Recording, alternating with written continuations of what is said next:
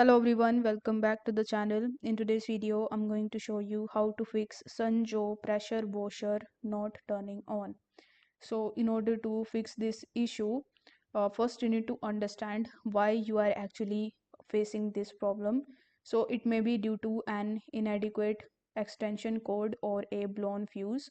To diagnose the issue, you need to use a multimeter to check the resistance at the two edges of the fuse.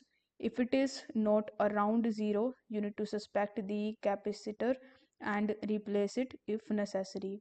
Second thing that you can do is you can simply confirm that you have good water supply, in that there is no restrictions to the unit that will restrict water flow.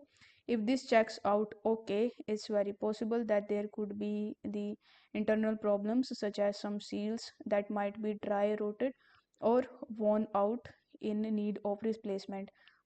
There could also be a possible worn out pump assembly.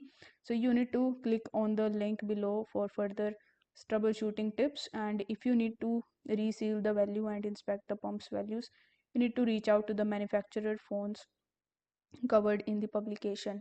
So basically you can also try these methods, but if it is also not working for you, then you can simply go to the Sunjo's official website, and from there you can contact to the customer service and ask them for the solution of your problem. If this video helped you out, don't forget to like the video and subscribe to the channel. Thank you so much for watching.